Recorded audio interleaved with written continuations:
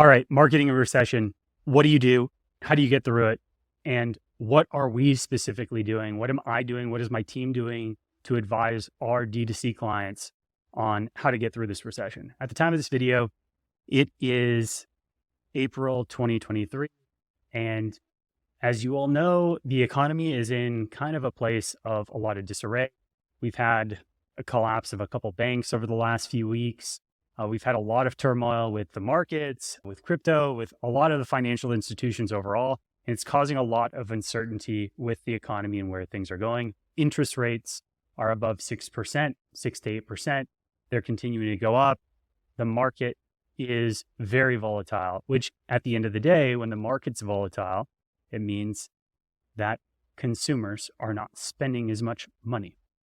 Now, the number one thing that we see in D2C e-com is there's an inverse relationship between conversions and consumer confidence. And since September 2022, we saw that consumer confidence has really been hit hard, and that has been affecting overall conversions to site traffic. And the biggest problem that we're seeing now isn't necessarily issues with platforms like Facebook in tracking. What we're seeing now is issues with consumers just not having confidence in the market and not spending as much as they were over the last couple of years. So the way I want to talk about a recession and advise on a recession is think about if you were a captain on a ship, if you were on a sailboat and you were crossing an ocean or going through a big passage and you were approached with a storm. You either saw it coming through the horizon or you got a weather reading on a GPS and it says, this storm is coming. It's going to be terrible. The winds are going to be gale-like. 35, 50 plus knot winds, 8 to 10 foot seas, a lot of swell, a lot of rain, thunder, lightning, right?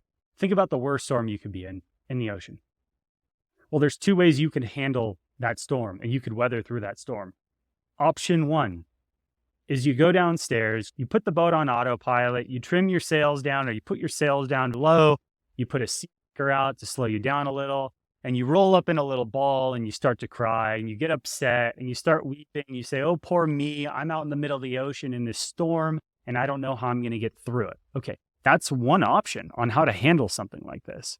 Okay, I can tell you that if you get upset being a captain in a storm like that, you're not going to be very successful. There's a big chance that you might not make it. And that's because you're letting your emotions take over. Option two is to get up on the deck, pull out your foul weather gear, and then get ready to weather this storm from the helm. If I were you and I was running an e-commerce business right now during a recession, and this is exactly what I'm telling all of my clients, I'm going to take option number two. Option number two is going to let the emotion set aside. Option number two is going to give you the best bet to get out of this recession we're going into and that we're already technically in right now.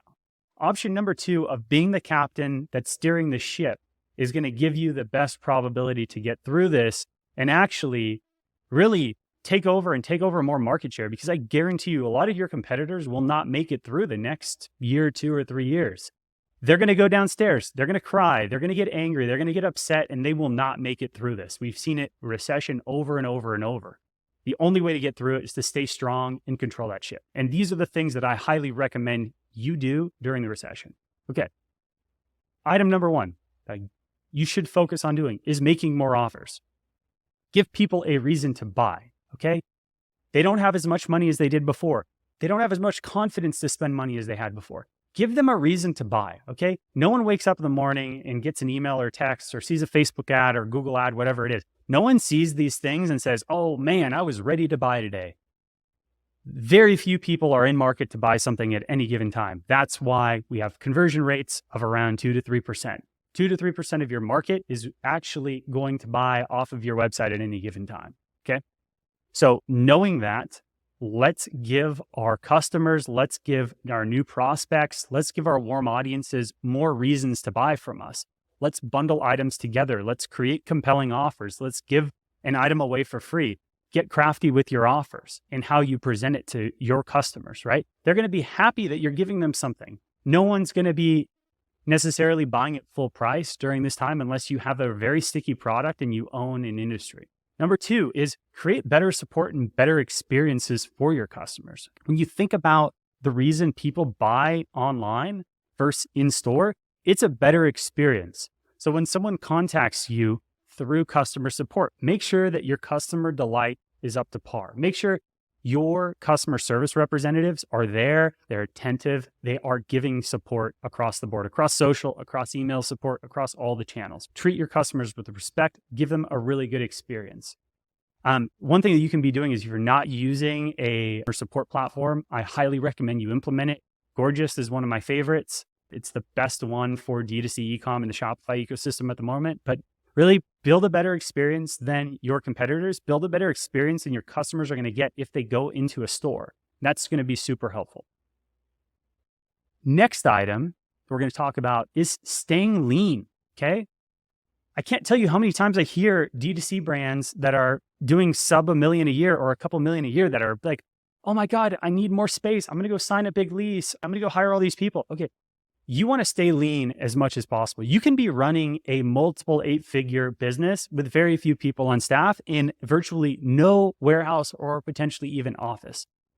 Leverage 3PLs, leverage a small lean team, focus on incentivizing your team based on performance, and also leverage contractors and agencies. Now, I hear it time and time again, there's this constant struggle, agency versus in-house for things. And I'll tell you, there's no direct, perfect answer for that. I think it all depends on where you're at in the life cycle of your business. But one thing I can tell you is if I was running a business, I would want to know that my costs are fixed. And I'd also like to know what's the ROI directly that I'm getting off of this one thing. So for instance, when clients start working with us at Breadloaf, we have a base retainer and a performance bonus for ongoing marketing. The reason we have a performance bonus is because we're incentivized to scale the business time and time, month over month, and compensation is directly attributed to revenue. So our clients can see directly what's the ROI off of the work and the services that we're rendering and taking care of every single month. And 9 out of 10 times, it's going to be cheaper to work with us on the retention side than it is going to be to hire a full retention team internally. So right there, whether it's an agency, whether it's a contractor, whether it's in-house team, make sure you keep your costs down during this time and stay as lean as possible. Leverage vendors, leverage contractors to help support your business because your costs are going to stay more fixed than if you have full-time resources.